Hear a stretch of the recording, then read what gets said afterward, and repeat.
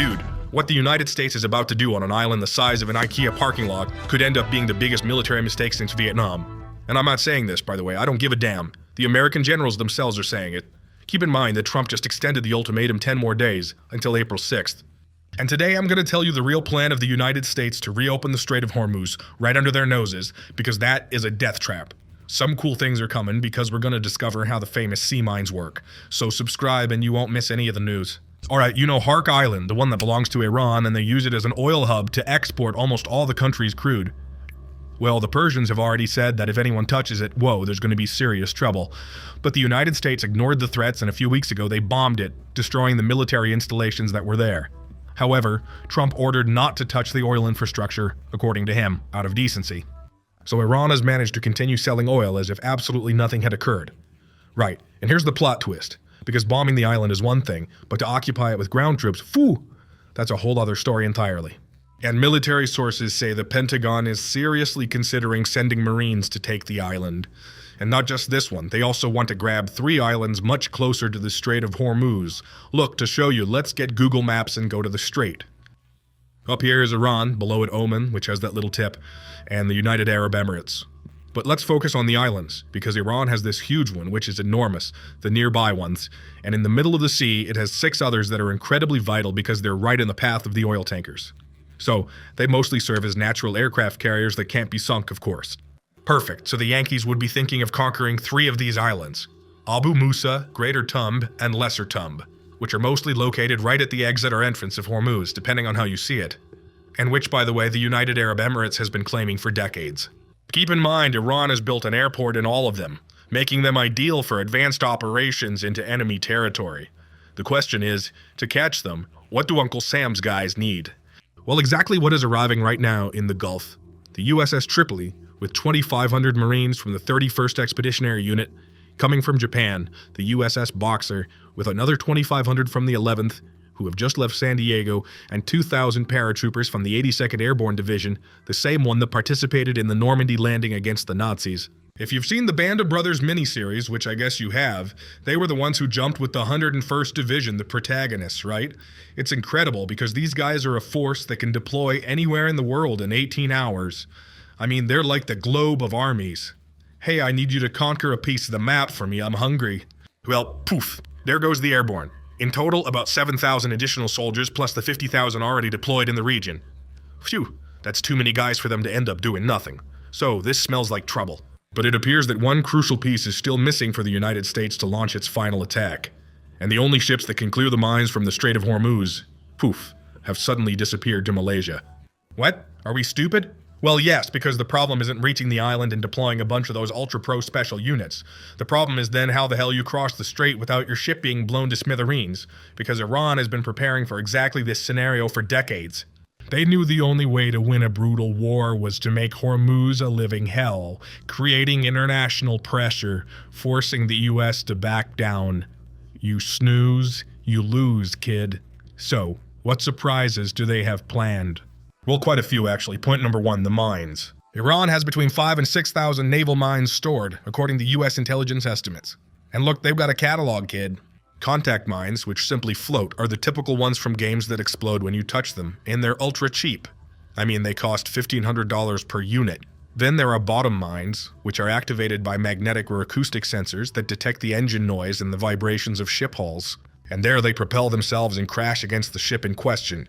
Notice that the most modern ones can distinguish what type of ship is passing by them, so they can let civilian ships cross, but when a military one approaches, boom, a new home for the fish.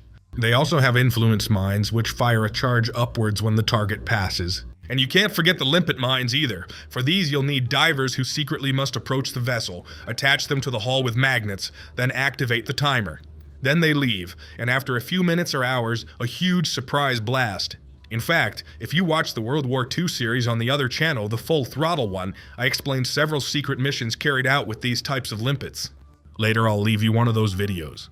Alright, and to lay aquatic mines generally, do you need a special kind of ship?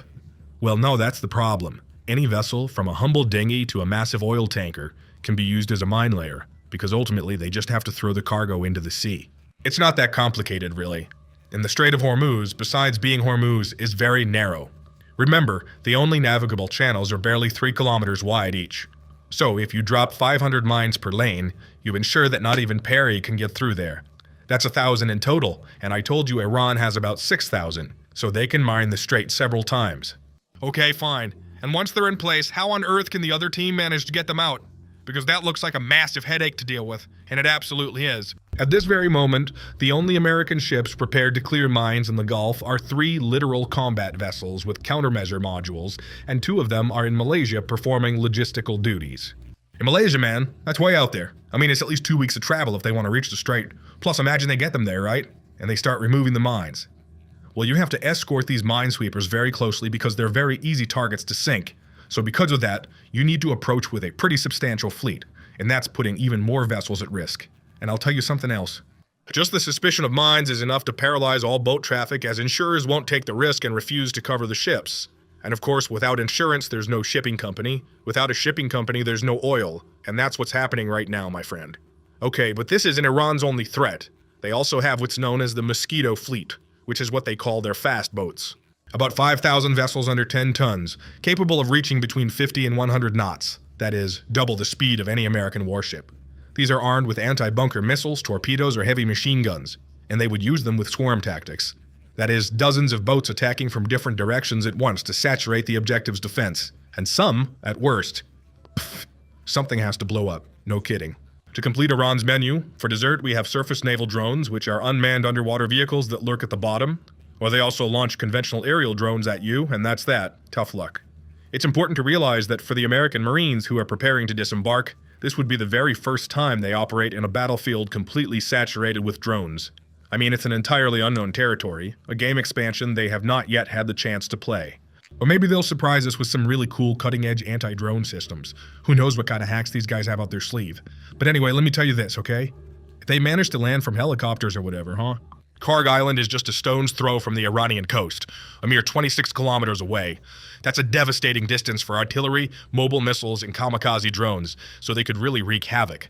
Although surely with these attacks, Iran would also destroy its own oil facilities, and that might be even worse. So, I don't know. Because one thing is a quick special op catching everyone by surprise, but it's quite another to hold that land and then escape. And if it goes wrong, they could take your soldiers hostage, and no president can stand for that, right? Internal pressure could be his downfall.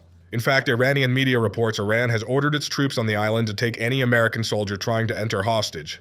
And I also think, damn, did they just give them that order now? So what was happening before? If an American soldier was walking on the island, shouldn't he be stopped? Oh. They also have reinforced positions, bunkers, landmines at the port's access points, and a significant number of portable anti-aircraft missiles that are carried on the shoulder and are lethal against low-altitude helicopters. I mean, it's a hell of a battlefield map they've set up, just without the campers. So, the operation, conceived as a surgical strike against the Iranian regime, runs the risk of becoming a permanent mission, since taking an island requires protecting the troops who seize it. Protecting them requires maintaining control of the area. Maintaining control of the area demands more troops, more logistics, more exposure. And of course, if Iran reclaims those positions after the Marines withdraw, the cycle starts anew.